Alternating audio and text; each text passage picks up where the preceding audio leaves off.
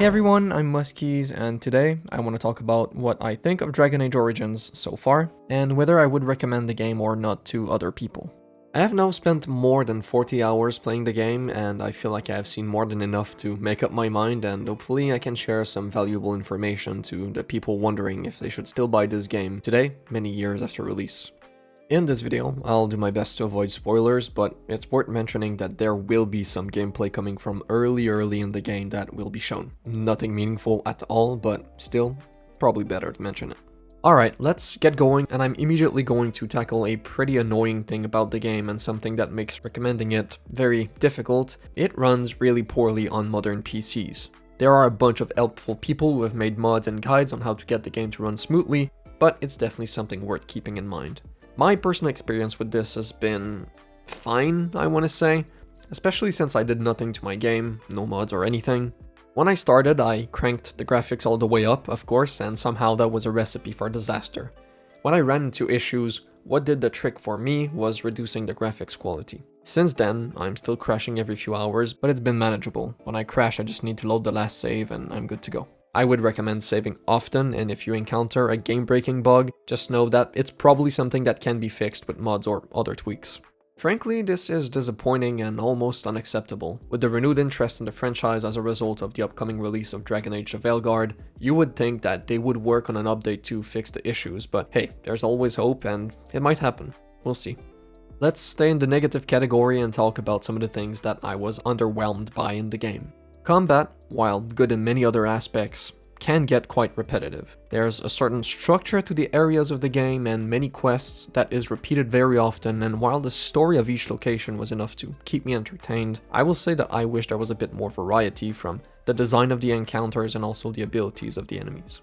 Even if everything looked different around me, I didn't necessarily feel like gameplay changed much, at least for a significant portion of the experience.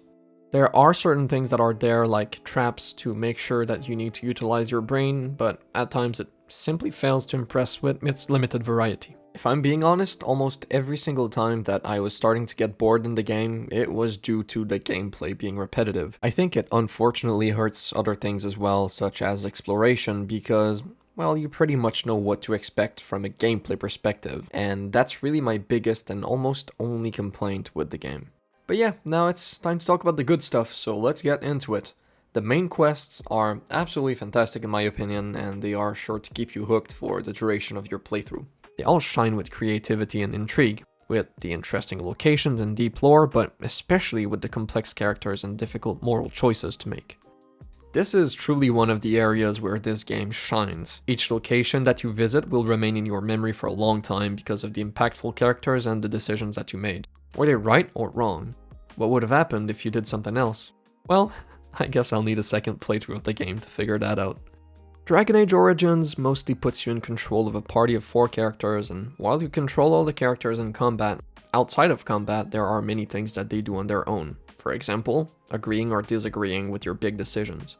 It adds even more to your guilt when a party member clearly disagrees with what you just did. When it comes to the combat though, obviously managing 4 characters adds a lot of strategy and allows for many options, which helps give some much needed depth to the encounters. Additionally, managing so many equipment slots can become overwhelming or enjoyable depending on your personal preferences. The game offers a pause button, allowing you to give orders to every party member, and you can also customize what is called tactics for each party member if you want them to do some actions on their own, such as utilizing spells or even healing themselves or other party members once they get below a certain health percentage. It's strategic, and there are a lot of possible combos to look for. It looks like you can't respec your skill and talent points though, so make sure that you read everything carefully before investing anything. Without spoiling anything, the companions that are going to join you throughout the game are very interesting, and they all come from various backgrounds, which is something that I feel like the game utilizes very well. It leads to interesting dialogue between the characters as you're walking around, and frankly, I often stop just to listen to what they're saying. The uniqueness of each of them and what they bring to your party is really interesting, and it's definitely another bright spot of the game.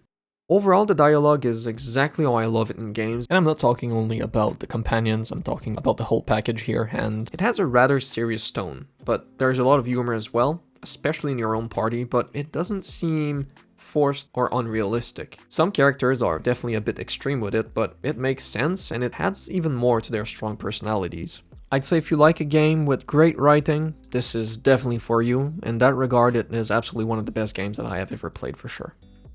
Now let's talk about the world and the art of the game. The world is very dense, and what I mean by that is that there are things to explore and interact with pretty much everywhere. Especially when it comes to lore. You can go in your codex and there's so much to read as you keep discovering things in the game, it's insane. There's also a surprising amount of NPCs to interact with, and I must say that the voice acting is pretty damn good, especially for an older game. You can also expect other things as you're exploring the world, such as ambient dialogue of course, side quests, and even if I mentioned earlier that exploration can get repetitive, if it turns out that you enjoy it, there's a lot of time that you could spend completing every areas of the game. So in summary, it's nothing necessarily unusual for an RPG, but when you look at the quantity of it, again I'm gonna go back to the same word I used, it's very dense. It's a great game for players who like to take it slow, learn about lore, and get a lot of depth. On the other end, I don't feel like it's overwhelming. The game does a decent job at repeating the description of important things, and often in dialogue you can even ask questions if you're a bit lost. While the best way ultimately to enjoy this game is to take your time with it, I feel like regardless it'll be an enjoyable experience. The graphics are dated, of course, but the design of the world and the overall art style are right up my alley. It feels pretty realistic for the most part, and it's not like arcadey. You won't get very bright colors everywhere, especially not in the design of towns and cities. Overall, it's dark, bloody, it's dark fantasy, and I love everything about it. The music is absolutely fantastic and plays an important role in enhancing the storytelling and immersing yourself fully in this fantasy world. Additionally, the main theme of the game is insanely addictive and is guaranteed to be in the nostalgia category very soon for me. As a gamer that puts a lot of emphasis on the soundtrack, I can confidently say that it gets my full approval. The replayability of this title seems pretty damn high. You can try to switch party members, make different choices, try different builds, and like I said, it has so much depth that you could probably still learn some things many playthroughs in. The gameplay might get a bit repetitive over time, but I don't think it hurts the experience too much. I wouldn't be surprised if this game could keep some people entertained for hundreds of hours, but I think a regular playthrough based on what I've seen online and my personal experience should probably be about 50 to 60 hours. In conclusion, Dragon Age Origins is an impressive RPG with deep lore, well-written characters, difficult choices to make, interesting strategic gameplay, and a compelling roster of party members to choose from. The flaws are quite limited, but I wish they would have gotten a bit more creative with combat encounters and boss design. Also, the crashes, like I said, can be pretty brutal. It's a difficult aspect of the game to accept, especially for a pretty popular title. Thankfully, it looks like there's a fix for pretty much anyone who wants to play, as long as you're ready to take a few steps and look online. Overall, this is an RPG that will remain with me for a long time, and that's something that I can say even before finishing it, which is pretty impressive. I recommend any fan of dark fantasy and party-based RPGs to give this game a try, and I'm pretty sure that the overwhelming majority of the people who will try it will like it. Make sure to do some more research before you make up your mind though, and maybe seek the opinion of other players as well. If you found this helpful, please consider subscribing to the channel and liking the video. Thank you so much for watching, and I'll see you all in the next one. Bye bye.